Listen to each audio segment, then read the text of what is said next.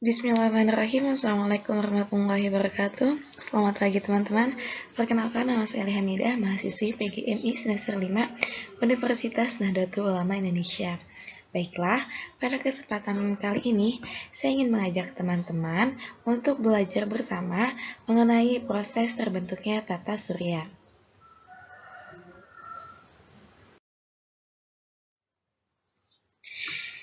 Dalam pembahasan terbentuknya tata surya ini, terdapat beberapa teori yang mendukungnya, seperti teori nebula, teori awan debu, teori planetesimal, teori bintang kembar, teori pasang surut, dan teori Big Bang.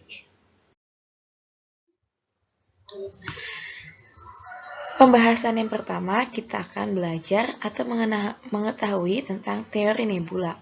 Apa sih teori nebula itu? Teori nebula pertama kali dicetuskan oleh Immanuel Kant pada karyanya di tahun 1755 yang berjudul The Universal Natural History and Theories of the Heavens. Di dalam tulisannya, Immanuel Kant mencetuskan bahwa teori nebula ini menjelaskan tentang asal-muasal tata surya. Dia berpendapat bahwa pada awalnya kabut dan gas yang ada di angkasa berputar lambat dan membentuk cakram datar dengan beberapa inti massa. Nah, inti massa yang berada di tengah memiliki suhu tinggi dan berpijar lalu membentuk matahari. Sementara bagian inti massa lainnya yang di pinggir mengalami pendinginan dan perlahan-lahan berubah menjadi planet yang mengorbit pada matahari. Nih, pada gambar ini kita bisa mengetahuinya ya. Yang ini pertama yang disebut dengan kabut nebula. Lalu kabut ini berputar dengan kuat sehingga menjadi pemadatan di tengahnya. Lalu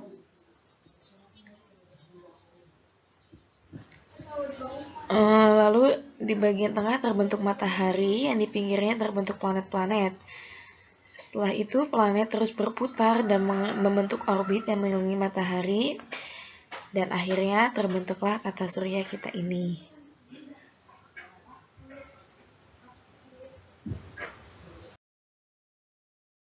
Selanjutnya ialah teori awan debu. Pada mulanya, teori awan debu ini dicetuskan oleh Carl von dan disempurnakan oleh Courage Peter Kuiper. Pada dasarnya, teori awan debu ini mengatakan bahwa tata surya terbentuk dari gas dan debu yang berkumpul, berputar menyerupai cakram, lalu berubah bentuk menjadi planet dan matahari. Kita bisa lihat dari gambar ini ya teman-teman. Proses yang terjadi pada teori ini adalah pemampatan. Pada proses pemampatan ini, partikel debu tertarik ke bagian pusat awan. Yang ini yang awalnya gas dan debu, mereka berkumpul menyerupai cakram. Dan terjadi pemampatan yang membentuk bola, lama-lama akan menjadi cakram. Lalu partikel yang berada di tengah cakram ini saling menekan, menimbulkan panas dan menjadi pijar di bagian tengah. Di bagian tengah ini ya, mereka terus berputar dan menjadi pijar di bagian tengah yang disebut dengan matahari. Sementara di bagian luarnya berputar sangat cepat, lalu sampai pada titik di mana mereka saling bermentalan dan terpecah menjadi gumpalan yang lebih kecil. Bagian inilah yang akhirnya menjadi planet. Kita bisa lihat ya teman-teman. Selanjutnya ialah teori planetesimal. Teori planetesimal ini dikemukakan oleh Flores dan Thomas pada tahun 1905, yang mana pada teori ini mereka berpendapat bahwa pada mulanya matahari memang sudah ada. Matahari ini pada mulanya memang sudah ada, dan mereka beranggapan bahwa terdapat sebuah bintang yang memiliki gravitasi dan memiliki ukuran sebesar matahari, yang mengorbit dekat dengan matahari. Dari gravitasi bintang inilah yang menyebabkan beberapa partikel matahari terseret. Nih teman-teman, kita bisa lihat ya di gambar yang biru ini. Partikel matahari terseret keluar. Partikel-partikel yang tidak terseret jauh berhasil kembali masuk dan gabung menjadi matahari, tetapi partikel yang terseret jauh hanya mengambang di angkasa. Partikel-partikel kecil yang mengambang di angkasa ini lama-kelamaan mengumpul menjadi satu dan mengeras sehingga menjadi berbagai planet. Selanjutnya ialah teori bintang kembar. Teori bintang kembar dikemukakan oleh Raymond, seorang kebangsaan Inggris pada tahun 1956. Menurut Raymond, sebelumnya galaksi itu sudah terbentuk, yang mana terdapat dua bintang raksasa. Kita bisa lihat teman-teman di sini.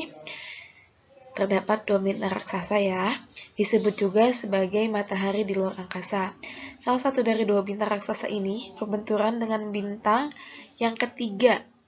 Jadi di antara dua bintang ini ada bintang lain nih yang menabrak salah satu bintang kembar ini, sehingga membuat keduanya hancur. Lalu pecahannya mengambang di angkasa dan perlahan-lahan mengorbit ke bintang yang masih utuh. Pecahan ini lama-kelamaan menjadi planet yang kita kenal saat ini dan bintang yang masih utuh menjadi matahari. Jadi di luar angkasa itu menurut teori bintang kembar ini sudah ada dua bintang besar, bintang matahari, dan ketika dua bintang besar ini di luar angkasa, ada bintang yang ketiga yang menabrak salah satu dari kedua bintang ini. Maka terjadi peleburan, pecahannya mengambang di luar angkasa, ketika yang satu masih bisa menyatu dengan bintang yang kembar satu tuh, mereka berubah menjadi matahari, dan sedangkan pecahan-pecahan yang lainnya itu menjadi planet. Selanjutnya yaitu teori pasang surut yang dikemukakan pada tahun 1707 dan sampai 1788 oleh Buffon. Buffon mengemukakan tata surya berasal dari materi matahari yang kemudian bertabrakan dan melempar ke sebuah komet. Teori ini kemudian dilanjutkan pada tahun 1919 oleh Sir James Jeans dan Harold Jeffreys. Dan Jeans ini menyatakan bahwa sebuah bintang besar yang mendekati matahari akan menyebabkan efek pada kabut matahari, yaitu efek pasang. Bintang besar ini kemudian menimbulkan kekuatan yang dapat menarik dan melepas masanya yang sebagian kepada matahari hingga akhirnya berputar, pecah, dan mendingin. Lalu perlahan akan menjadi satelit dan planet seperti sekarang ini. Kita bisa lihat gambarnya ini ya teman-teman. Ialah teori yang sangat terkenal, atau pasti teman-teman sudah tahu kan teori yang terkenal ini teori apa? Benar, teori Big Bang. Teori Big Bang ini menunjukkan bahwa semua benda di alam semesta ini pada awalnya satu wujud. Mereka satu wujud awalnya. Ini diartikan bahwa keseluruhan materi diciptakan melalui Big Bang atau ledakan besar dari satu titik tunggal dan membentuk alam semesta yang sekarang dengan cara pemisahan satu dengan yang lain. Ledakan yang terjadi di inti ini mengakibatkan pembentukan galaksi yang terbagi dalam planet, matahari, bulan, dan lainnya. Teori Big Bang memberikan penjelasan paling komprehensif dan akurat tentang penciptaan alam semesta. Teori ini dikenal pada tahun 1927 dan orang yang pertama kali memperkenalkan teori Big Bang adalah George Lemaître. Jadi teori Big Bang ini menekankan terhadap ledakan yang terjadi satu titik yang menghasilkan seluruh tatanan tata surya ini.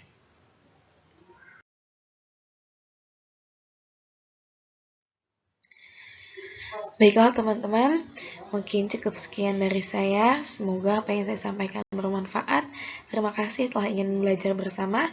Saya akhiri, wassalamualaikum warahmatullahi wabarakatuh.